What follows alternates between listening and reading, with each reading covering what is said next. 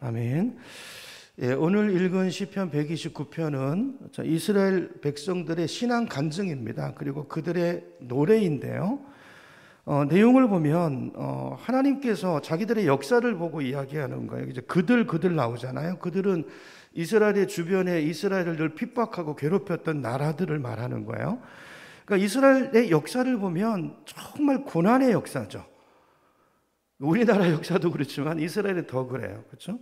그 고난 속에서 그 수많은 전쟁과 어려움 속에서 하나님께서 이 민족을 지켜주시고 구원해 주셨다는 그 사실, 그 간증, 그 확신, 자, 그 믿음에서 나온 노래가 바로 이제 시편 129편입니다. 이게 이제 그 노래의 가사인데요. 자, 이 가사를, 이 노래를, 간증을 순례자들이 예루살렘 성전을 향해 가면서 불렀어요. 이 간증의 고백을 노래로 만들어서 불렀던 것이죠. 이 노래가, 이 간증과 찬양이 그들 인생의 고비마다 찾아오는 그 시련들을 이길 수 있는 힘이 되었다라는 것이죠. 자, 오늘 이제 그 내용을 살펴보면서 우리에게 주시는 또 힘을 얻는 예배가 되기를 원하는데요. 자, 시편 129편을 이제 다시 이제 처음부터 보면, 자, 여기 나오는 이스라엘 백성들의 간증과 고백은 분명합니다.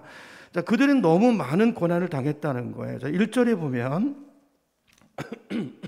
내가 어릴 때부터 여러 번 나를 괴롭혔도다 그랬잖아요. 어릴 때부터라는 단어가 있는데요. 자, 이스라엘 백성은 나라를 이제 한 사람의 인생으로 본다면 태어날 때, 민족이 국가가 세워질 때부터 고난의 역사였어요. 이스라엘 민족이 나라가 어떻게 세워집니까? 출애굽하면서 세워지잖아요. 그러니까 노예 생활로 있다가, 그렇죠? 나라가 세워지면서 계속 광야 40년을 지나면서 고난의 연속이었어요. 이스라엘의 역사를 한번 이 구약 성경을 통해서 쭉 살펴보면 다윗이 다스리던 다윗 왕국 잠깐의 그 시간을 빼놓고는 늘 전쟁의 위협 속에서 잠시도 편할 날이 없었던 것이 이제 그들의 역사였어요. 그렇죠? 결국은 어떻게 됩니까? 아수르와 바벨론에 의해서 남북 왕국이 다 멸망을 당하잖아요. 그래서 온 민족이 죽거나 살육을 당하거나 아니면 포로로 붙잡혀가는 이제 끔찍한 일을 겪게 됩니다. 그게 이스라엘 민족의 역사였어요. 자, 그럼에도 불구하고 이스라엘이 망했습니까? 완전히 무너졌습니까? 그렇지 않았다는 거예요. 자, 그들의 처지를 생각하면 이건 뭐 도저히 희망이 없고 다시 회생할 가능성이 없는데도 근데 하나님이 또 일으키세요. 그렇죠? 또 일으키세요. 3절을 보세요. 3절을 보면 이렇게 말합니다. 밭을 가는 사람이 밭을 갈아 엎듯이 그들이 나의 등을 갈아서 거기에다가 고랑을 길게 냈다 그랬어요. 이게 무슨 말이냐면요. 이제 노예로 끌려가 가지고 고난받는 모습을 얘기하는 거예요. 여러분, 노예가 주인에게 채찍질 당하는 장면을 한번 연상해 보시기 바랍니다. 얼마나 많이 채찍에 맞았으면 여기 보니까 그 노예의 등이 어떻게 됐냐면 농부가 밭을 갈아서 고랑이 생기고 이랑이 생긴 것처럼 등이 그렇게 됐다는 거예요. 찢어져서 그 상처로. 그러니까 그 처지가 얼마나 비참한가를 얘기하는 거죠. 이게 이스라엘 민족의 자기들의 역사라는 거예요. 자, 이렇게 본다면 그들의 나라는, 그 역사는 끝나도 벌써 끝났고 없어졌어도 벌써 없어졌을 민족이라는 거예요. 하나님이 택하신 민족인데 아니 왜 이렇게 고난이 많죠? 자, 그런데 고난이 있는데 그 백성이 망하지 않아요. 거의 망할 것 같은데 그들은 항상 구원을 받아요.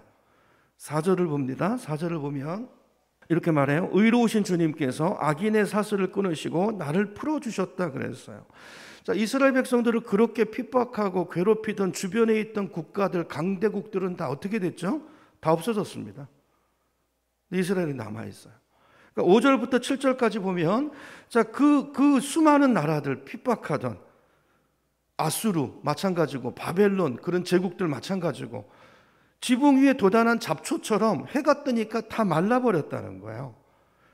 여러분, 역사를 보면 악한 자가 득세할 때는 막 그게 왕성하는 것 같고 제국을 이루고 사람들이 다 몰려오는 것 같지만 어느 누구도 하나님이 손을 들 때, 그죠? 그 민족을 핍박할 때, 멸망할 때 돌아보는 사람이 아무도 없다 그래서 이것이 이제 이스라엘 민족의 간증이고 순례자의 노래였습니다. 자, 그런데 이 간증, 이스라엘 백성들의 이 간증과 노래는 사실은 이 내용 그대로가 예수님을 믿는 우리들의 노래예요. 그렇죠? 우리들의 노래예요. 여러분, 우리가 예수를 믿고 이제는 더 이상 세상과 악한 것으로부터 구원받아서, 그렇죠? 부름받아서 이제 하나님의 자녀의 삶이 시작됐는데, 여러분 우리 삶이 그냥 형통하기만 한가요? 그렇지 않아요. 여전히 우리 삶에 핍박이 있고 고난이 있고 어려움이 있습니다. 세상 속에서 말씀대로 산다는 게 쉬운가요? 어려워요. 두려움이 있고요. 어떨 때는 죽을 것 같아요. 이스라엘 백성들이 느꼈던 그 두려움, 위협, 그런 것들이 오늘 우리에게 그대로 있습니다. 자, 그래서 예수님께서는 하나님의 자녀가 이 세상에서 살아가는 것이 뭐와 같다고 말씀하셨냐면요, 양이 이리떼 가운데 사는 것과 같다 그러셨어요. 내가 너희를 세상에 보냄이 마치 양을 이리떼 가운데 보내는 것과 같다 그랬어요. 그러나 너희는 두려워하지 말라. 왜요? 세상 끝날까지 내가 너와 함께 할 것이니라. 여러분 우리가 그런 처지에 있지만 그러나 우리는 두려워하지 않습니다. 왜요? 우리를 구원하신 하나님이, 그분의 성령을 통해서 우리와 함께 계시기 때문이죠. 이 믿음이 있기 때문에 이 믿음으로 우리는 세상을 이기는 것입니다. 그래서 신약 성경에 보면 이 시편 129편과 같은 이제 신약 버전이죠. 이제 이런 성도의 구원의 확신에 대한 노래들이 이제 신약 성경 곳곳에 나오는데요. 그 중에 한 군데를 볼게요. 이제 대표적인 게 고린도후서 4장인데요. 한번 찾아보겠습니다. 신약 성경입니다. 몇 절부터 보냐면요. 8절부터 볼게요. 8절부터. 고린도후서입니다. 고린도후서. 위에 페이지로 289페이지. 8절 9절. 같이 한번 읽어볼까요? 8절부터 읽습니다. 시작. 우리가 사방으로 오겨쌈을 당하여도 쌓이지 아니하며 답답한 일을 당하여도 낙심하지 아니하며 박해를 받아도 버림받지 아니하며 거꾸로 뛰림을 당해도 망하지 아니하고. 아멘. 이게 우리 간증이고 이게 우리 고백이에요. 우리 망하지 않습니다. 환경이 어려워도 쌓이지 않습니다. 지금 내가 사는 형편이 마치 그냥 급류에 떠내려갈 것 같고 사방이 캄캄한 가운데 도무지 앞이 보이지 않는 그런 길을 걷는 것 같고 한 걸음 아차 잘못 내디디면 낭떠러지로 떨어질 것 같은 그런 아슬아슬한 벼랑 끝을 걷는 것 같은 그런 삶의 처지들이 내 삶에 와 있다 할지라도 예수 믿는 성도의 삶은 이런 삶이라는 거예요. 이게 우리 노래고 이게 우리의 간증이고 이게 우리의 고백이라는 것입니다. 우리를 구원하시는 하나님이 계시다는 거예요. 그분이 살아계시기 때문에 어떤 것도 우리를 그 하나님의 사랑에서 끊을 수 없다. 그 바울의 고백이 오늘 우리의 고백이고 우리의 노래라는 것이죠. 이스라엘 백성들이 그렇게 고난을 많이 당하면서도 구원의 확신을 가지고 이런 노래를 지어 부르면서 예루살렘 성전을 향해서 올라갔던 것처럼 여러분 그들에게 이런 확신이 있었던 게 뭐예요? 역사가 고난이고 지금 삶에도 고난이 있지만 이 확신을 가지고 성전을 찾는 그 믿음이 어디서 나오는 것입니까? 두 가지예요, 두 가지. 여러분 우리도 마찬가지예요. 첫 번째는 체험입니다, 체험. 두 번째는 약속입니다. 그들의 삶 속에 하나님을 날마다 체험해요. 여러분 성도의 삶에는 간증이, 체험이 있으셔야 돼요, 체험이. 그리고 그 약속의 말씀을 붙드는 그 믿음이 있어야 되는 것이죠. 출애굽기를 보면 출애굽할 때 홍해바다가 갈라지잖아요. 이거 체험이고 간증이에요, 간증. 오늘 우리 삶에도 이런 게 있죠. 있으셔야 되죠. 뿐만 아니라 그들에게는 이런 체험들, 계속되는 체험과 더불어서 앞으로 하나님께서 그들을 영원히 지키실 것이라는 하나님의 분명한 약속의 말씀이 있었어요. 이걸 붙들고 있는, 한 손에 체험과 한 손에 약속을 붙들고 그 믿음으로 가는 것입니다. 믿음으로 순례자의, 하나님의 성전을 향한 순례자의 삶을 사는 것입니다. 여러분 이게 오늘 우리의 삶의 모습이 돼야 되고 이게 우리 똑같이 적용되는 것입니다. 우리에게도 질문이 있잖아요. 내가 하나님 뜻대로 살면 하나님이 정말 나를 지켜주실까?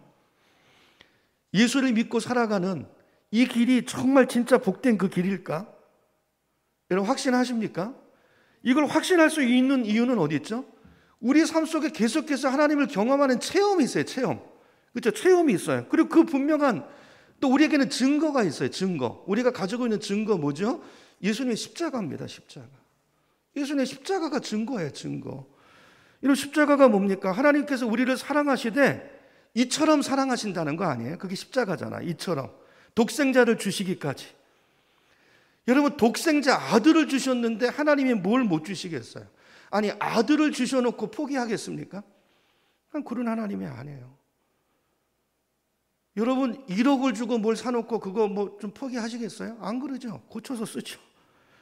하나님은 아들을 주셨기 때문에 십자가가 증거예요. 아들을 주신, 이렇게 우리를 사랑하신, 이렇게 우리를 소중하게 여기시는 하나님이 우리가 절대로 망하도록 내버려 두지 않으실 거라는 거예요. 그 증거가 십자가라는 것입니다. 십자가.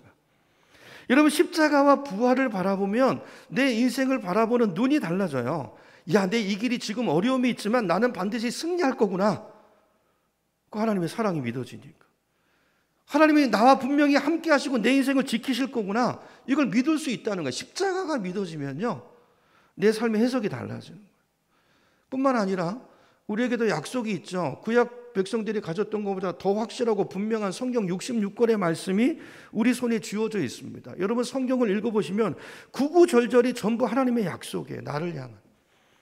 하나님이 내 삶을 지켜주신다는, 우리 삶에 궁극적인 승리가 있다는, 하나님의 나라가 반드시 이 땅에 임할 것이라는 분명한 약속이 성경 구구절절이 그 하나님의 마음이 들어있어요. 그러므로 우리가 이 두 가지를 확신한다면, 우리 체험과 십자가와 말씀을 붙드는 이 믿음이 있다면, 오늘 우리 삶에 어떤 고난이 있어도 오늘 이 순례자의 노래와 같은 이 확신의 노래가 우리 삶에도 울려 나오게 될 줄로 믿습니다. 이런 우리 성도의 삶에 노래가 있어야 돼요. 간증이 있어야 됩니다. 근데 안타깝게도 오늘날 많은 성도들의 삶 가운데 이런 노래와 간증을 찾아보기가 어려워진 것도 사실이에요. 이게 안타까운 오늘 한국 현대 교회의 모습입니다. 노래가 없어지고, 입술에 노래가, 찬양이 없어지고, 교회에서 부르는 찬송 그거 말고요, 진짜 내 노래, 내 찬양, 내 노래, 나의 노래, 이게 점점 없어지고 불평과 원망과 탄식과 절망의 소리, 이 소리를, 탄식의 소리를 내면서 사는 성도들이 많이 있어요. 이걸 바라보시는 주님의 마음이 얼마나 안타까울까요? 그래서 성경을 읽어보면 이런 성경에 가장 많이 나오는 단어 중에 하나가 두려워 말라라는 단어와 믿으라는 단어입니다. 믿으라. 계속 성경은 믿으라고 얘기하세요. 좀 믿으라. 몇 군데 볼까요? 마태복음 14장으로 가보겠습니다. 마태복음 14장 31절로 가볼까요? 31절로 가보면 예수님이 이제 무리를 걷던 베드로에게 하시는 말씀이죠. 베드로가 무리를 걷다가 예수님을 바라보고 무리를 걸어요. 그러다가 그의 시선이 파도를 바라보면서 물속에 빠져듭니다. 두려워서 빠져들어가면서 살려주세요, 아우성을 칠 때 예수님께서 베드로의 손을 잡아 일으키시면서 하신 말씀이에요. 31절 같이 읽어봅니다. 시작. 예수께서 즉시 손을 내밀어 그를 붙잡으시며 이르시되 믿음이 작은 자여 왜 의심하였느냐 그랬어요. 믿음이 작은 자여 왜 의심하였느냐. 여러분, 오늘 우리도 아까 감사 얘기를 했잖아요. 너무 우리 그 문제 가운데 파묻혀 살면서 문제를 바라보고 그냥 빠져들어가면서 그런 우리를 향해서 주님 말씀하세요. 믿음이 적은 자여 왜 의심하였느냐. 마가복음 5장 36절에 보니까 이렇게 말씀합니다. 두려워하지 말고 믿기만 하라 그랬어요. 전부 우리 믿음에 대한 이야기예요. 이 말씀은 주님이 언제 하신 말씀입니까? 야이로의 딸이 죽었을 때 그 소식을 듣고 야이로의 마음이 무너져 내려요. 그때 예수님께서 이 말씀을 하세요. 아니 이미 죽었는데, 죽었다는데 주님께서 야이로에게 뭐라고 말씀하냐면요, 두려워하지 말고 믿기만 하라 그랬어요. 믿기만 하라. 그렇죠?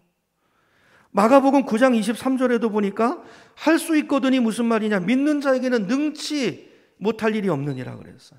이 말씀은 언제 하신 말씀이죠? 예수님께서 간질에 걸려서, 자기 자녀가 간질에 걸려서 이리 쓰러지고 저리 쓰러지고 불로도 넘어지고 이런 아들을 고쳐달라고 제자들을 찾아왔어요. 근데 제자들이 못 고치니까 나중에 이제 예수님이 변화산 갔다가 내려오시니까 예수님에게 찾아와가지고 이렇게 질문해요. 예수님, 제자들도 못했으니까 혹시 하실 수 있거든 우리 애를 좀 고쳐주세요. 그랬을 때 주님이 주신 답변이에요. 할 수 있거든이 무슨 말이냐, 믿는 자에게는 능치 못한 일이 없느니라. 우리 주님의 안타까움이시죠. 여러분, 이 마음이 오늘 우리를 향한, 오늘 예배를 드리는 우리를 바라보시는 주님의 마음이지 않을까요? 엄청난 은혜를 받았으면서도 구원에 대한 확신에 대한 너무나 분명한 증거를 가지고 있음에도 불구하고, 십자가보다 더 확실한 증거가 어디 있습니까? 그럼에도 불구하고 우리 삶의 노래가 사라지고 불평과 탄식과 절망으로 가득 차 있는 우리를 향해서 주님께서는 동일하게 말씀하십니다. 나만 믿어. 나를 바라봐. 믿기만 하라. 믿는 자에게는 능치 못함이 없느니라. 주님 동일하게 말씀하세요. 여러분, 이게 순례자들의 노래인데요. 여러분, 예배에서 찬양이 굉장히 중요합니다. 우리가 하나님을 예배하는데 찬양을 빼놓고 우리가 예배를 말할 수 없어요. 오늘도 우리가 찬양을 오전에도 또 오후에도 찬양을 여러분 많이 드리셨는데, 여러분 만약에 예배에 찬양이 없다고 생각해 보세요. 우리가 하나님을 예배하려고 모이긴 모였는데 찬양이 없으면 그 예배가 얼마나 메마르겠습니까? 그렇죠? 말씀만 있다고 생각해 보세요. 말씀을 통해서 주시는 은혜도 있지만 그 결단의 찬양, 또 그 앞에 드리는 찬양을 통해서 오는 은혜들이 있잖아요. 여러분 마찬가지예요. 찬양이 없는 예배가 메마를 수밖에 없는 것처럼, 여러분 오늘 우리가 딱 형편이 좋아서 찬양한 거 아니죠. 정말 우리 가운데는 기가 막힌, 정말 찬양이 나오기 어려운 그런 형편 속에 있는 분들도 있어요. 그런데 우리가 다 하나님 앞에 모여서 찬양하지 않았습니까? 그 찬양하는 가운데 감사도 하면, 적어보면 하나님의 새로운 은혜가 임하는 것처럼 찬양이 그런 것 같아요. 찬양하는 동안 하나님의 은혜를 주세요. 그렇죠? 내 마음을 여세요. 여러분, 성도의 삶에 노래가 그치면 마치 찬양이 없는 예배를 드리는 것과 똑같은 모습이 되는 거예요. 예수를 믿는다고 교회를 다녀요. 근데 그 삶 속에 구원의 확신에 대한 노래가 없어요. 간증이 그쳤어요. 감사가 없어요. 이런 그 모습이 얼마나 보기 흉한지 아십니까? 주님 보시기에 얼마나 안타까운 모습인지 아십니까? 여러분, 오늘과 이 사실을 우리가 좀 특별히 감사절을 맞아서 인식해야 돼요. 혹시 내 삶에 노래가 그치고 감사가 사라지고 기쁨을 잃어버린 삶의 모습은 아닌가? 여러분, 성도들에게 이 구원의 확신이라는 이 감격과 기쁨, 감사의 노래가 사라진 것은 하나님을 향한 믿음이 사라진 것입니다. 그 증거예요. 우리 성도들이 이제 어려움을 겪을 때 이제 우리가 붙드는 말씀들이 이제 성경에 많이 있는데, 그 중에 대표적인 게 이제 예레미야서 29장 말씀이잖아요. 예레미야 29장 11절 말씀 제가 읽어볼게요. 여호와의 말씀이니라 너희를 향한 나의 생각을 내가 아나니, 여기 생각은 계획이라고 그랬죠. 너희를 향한 나의 계획을 내가 아나니 그것은 평안이고 재앙이 아니니라. 너희에게 미래와 희망을 주는 것이니라. 자, 우리 삶에 계획이 있지만, 우리 삶에 고난이 있지만 하나님의 계획이 있다는 거예요. 고난이 그냥 온 게 아니고. 그래서 많은 성도들이 이 성경 구절을 붙잡고 고난이 왔을 때 낙심을 이겨보려고, 절망 가운데 희망을 가져보려고 이 말씀을 붙들고 기도하고 애쓰죠. 아, 하나님은, 나를 향한 하나님의 계획은 재앙이 아니구나, 평안이구나. 하나님은 나에게 미래의 희망을 주시려는 것이구나. 자, 이 말씀을 붙잡고 지금의 오늘 온 이 어려움을 이겨보려고 애를 씁니다. 근데요, 얼마 안 가면 더 절망하게 돼요. 왜요? 내 삶의 어려움이 계속되거든요. 좀처럼 그 문제가 해결될 기미가 보이지 않거든요. 그러니까 이제 의심이 드는 거예요. 아니, 말씀은 이렇게 말씀하시는데 왜 현실은 안 그래? 이런 거를 몇 번 반복하다 보면요, 이제 그 다음부터는 말씀을 붙잡으려고도 안 해요. 이제 말씀에 대한 기대도 없어요.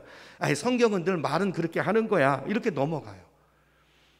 우리 신앙이 이렇게 들어가면 이거는 이제 심각해지는 것입니다. 이게 이제 반복되잖아요. 그러면 어느 순간에 내 삶의 구원에 대한 노래가 사라져요. 간증이 없어져요. 기쁨이 없어지고 신앙이 무기력해요. 말은 믿음을 얘기하는데 도대체 그 사람의 얘기를 들어보면 믿음의 내용이 없어요. 근거가 없어요. 그냥 말을 그렇게 하는 거예요. 본인도 기대가 없어요. 말은 그렇게 하는데. 여러분, 우리 신앙이 왜 그럴까요? 그 이유를 우리가 좀 분명히 알 필요가 있는데요. 왜냐하면 우리가 말씀을 볼 때 하나님의 말씀을 정확하게 이해를 하지 못해서 그래요. 우선 하나님의 말씀을 오해하는 것입니다. 이게 첫 번째 이유예요. 자, 방금 봤던 그 예레미야서 29장 11절 말씀이 그런 뜻이 아닙니다. 그 앞뒤 구절을 다 읽어보면 이 말씀의 의미가 이해가 돼요. 아, 이게 그런 말씀이구나. 근데 우리는요, 그 말씀조차, 이 말씀을 붙들 때 이 말씀이 정말 하나님이 이걸 통해서 뭘 말씀하시는 걸까조차도 알아보지 않아요. 그리고 그냥 내가 생각하는 대로 붙들어요. 이 말씀은요, 자, 이스라엘 백성들이 바벨론의 포로로 잡혀갔을 때 이야기거든요. 그때 이스라엘 백성들은 너무너무 혼란스러웠어요. 아니, 이게 뭐지? 왜 우리가 이런 고난을 당해야 되지? 그러면서 그 문제 속에서 정말 신랄 같은 희망을 가지고 하나님 앞에 간절히 기도합니다. 하나님 살아계시면 우리를 불쌍히 여기셔서 이 고난 가운데 건져주시고 다시 우리가 예루살렘으로 회복되게 다시 돌아가게 해주십시오. 이렇게 기도하면서 하나님께서 자신들의 기도를 들어주실 것이라는 그 기대를 가지고 간구했어요. 자, 그런데 하나님께서 예레미야를 통해서 응답하시는데 하나님의 응답은 그들의 기대와는 전혀 다른 응답이었습니다. 29장 11절 말씀의 핵심이 뭐냐면요, 내가 너희들을 예루살렘으로 다시 돌아가게 하지 않을 것이라는 내용이에요. 자, 그들은 돌아가게 해달라고 기도했는데 예레미야 선지자를 통해서 하나님이 주신 응답은 아니야, 너네들 예루살렘으로 돌아가지 못할 거야, 그 말이에요. 너희들은 포로로 잡혀간 바벨론 땅에서 그대로 거기서 죽을 거야. 포로 생활로 너희 인생을 마칠 거야. 그러니까 더 이상 울고불고 하지 말고 그거 달라고 하지 말고 그 바벨론 땅에서 열심히 살궁리를 해. 이게 하나님의 응답이었어요. 이게 하나님의 계획이었다는 거예요. 그러므로 그 계획을 받아들이고 이제 그 포로 생활 속에서 어떻게 살아야 될지 그 대책을 강구해라. 이제 거기서 집도 짓고 결혼도 하고 아이도 낳고 또 그 아이들 교육도 제대로 시키고 그 바벨론 땅에서 정착할 궁리를 해라. 이게 이스라엘 백성을 향한 하나님의 응답이고 대답이었습니다. 그런 뜻이에요. 근데 우리는 다르게 이 말씀을 붙들죠. 오늘 내 문제를, 그러니까 이 말씀의 진짜 의미는, 이 말씀을 붙잡고 우리가 기도하는 건 원래 의미가 뭐냐면 그 문제 내가 해결 안 해주실 거라는 뜻이에요. 이 말은. 근데 우리는 반대로 하잖아. 너 그 문제가 너한테 필요해. 너 그거 받아들여. 이거예요, 이거. 우리는 반대로 한단 말이에요. 자, 그러면 하나님께서 그 말씀이 예레미야 29장 11절 말씀이 그럼 이스라엘 백성 완전히 버리셨다는 뜻입니까? 그 말씀은 아니에요. 하나님은 결국은 이스라엘 백성들을 돌아가게 하실 거예요. 하나님의 계획이에요, 그게. 근데 지금은 아니라는 거예요. 우리는 지금 그거 이루어달라고 하는데 아니, 하나님 응답은 아니에요. 너 지금 고난을 겪어야 돼. 그 결핍이 필요해. 지금 아니라는 것입니다. 너희들은 바벨론에 가서 거기서 죽을 거야. 거기서 아이를 낳고 그리고 너희들의 그 아이가 또 아이를 낳고 그리고 난 다음에 70년이 지나면 그때 내가 다시 돌아오게 할 거야. 이게 하나님의 말씀이었어요. 이게 바로 하나님이 이스라엘 백성을 향해 가지고 있는 하나님의 계획이라는 것입니다. 이 미래에 대한 계획, 이게 재앙이 아니고 궁극적으로 재앙이 아니고 평안이고 미래의 희망을 주시려고 하신 말씀이라는 의미가 바로 그 이야기인 거예요. 그러니까 그 말씀의 뜻은, 그러니까 이게 내 계획이니까 그거 분명히 알고 이제는 다시는 지금 살려주세요, 지금 못 살겠어요, 지금 죽겠어요, 그렇게 하지 말라는 거예요. 그 기도 하지 말라는 거예요. 그리고 지금 이 상황 속에서 정신 똑바로 차리고 나 바로 바라보고 거기서 집을 짓고 거기서 결혼하고 아이 낳고 거기서 살 터전을 마련하라는 것입니다. 자, 우리는 이런 말씀을 받으면 이 말씀이 너무너무 답답하게 느껴지는 분들이 많으실 것 같아요. 아니, 목사님, 지금 나는 우리 손주 때 가가지고 뭐가 어떻게 될지 그게 문제가 아니고 지금 당장이 문제거든요. 지금 당장 내일 내 삶이 어떻게 되느냐, 그게 문제거든요. 우리는 이렇게 반응할 때가 많죠. 물론 그 심정 이해가 가죠. 우리에게 때로 많은 경우에 하나님의 약속은 이렇게 멀리 있는 것처럼 보입니다. 하나님의 나라 얘기를 하면 하나님의 나라가 다가온다. 아니, 그게 별로 와닿지 않아요, 많은 분들이. 아니, 지금 내 코가 석자인데 뭐 하나님의 나라 가지고 그게 어떻게 되는 건데 그게 오늘 내 문제를 해결해 줘? 그러게 너무 답답하대. 그런 생각을 가지고 있는 분들이 너무 많아요. 근데 여러분 꼭 기억하셔야 됩니다. 하나님께서 이스라엘 백성들에게 그저 멀리 있는 약속, 그것만 주시는 거 아니에요. 하나님은 우리를 희망 고문하시는 분이 아닙니다. 지금 멀리 있는 미래 그것만 보고 그냥 오늘 우리는 그냥 무너진 상황 속에 살게 내버려 두시는 그 하나님이 아니에요. 하나님이 그 약속, 미래에 대한 소망만 주신 것이 아니라 하나님이 주신 약속이 뭐냐면 내가 너와 함께 하겠다예요.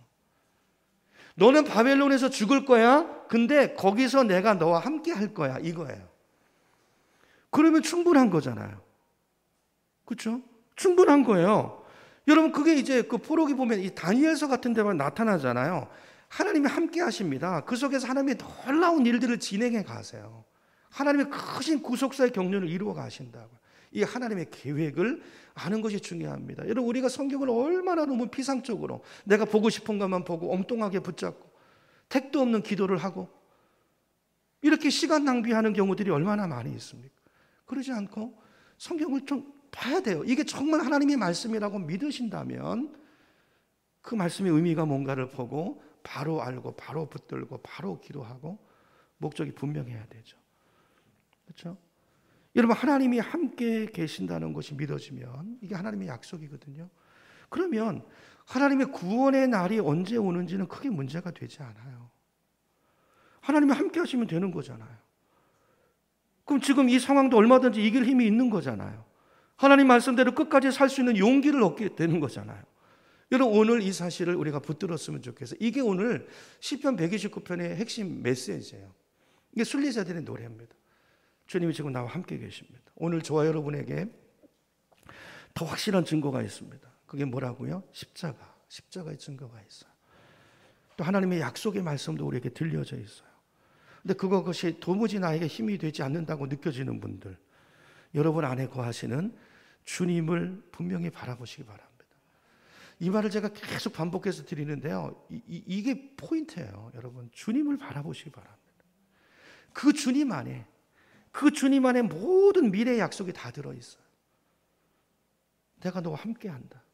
바벨론에 살지만 내가 너와 함께한다. 여러분, 이게 가장 중요한 것입니다. 여러분, 주님을 바라보면 주님이 바라보여지고 그 주님과 동행이 느껴지면 반드시 모든 상황들을 이겨낼 수 있습니다. 우리 삶에 우리도 이제 순례자의 길을 걷는 인생이지 않습니까? 이게 순례자의 노래잖아요. 우리의 그 인생길에도 유혹이 있고 시련이 있을 거예요. 세상 사람들이 우리를 보고 별의별 이야기를 다 할 것입니다.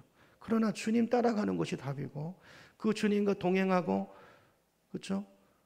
그 주님의 인도를 따라 사는 그 삶의 구원이 있는 것입니다. 이게 우리가 부를 성도의 노래고, 그 주님과 동행할 때 우리 삶에 간증이 있고 우리 삶에 승리가 있다는 걸 기억하시고 오늘도 이 믿음으로 다른 답은 없습니다.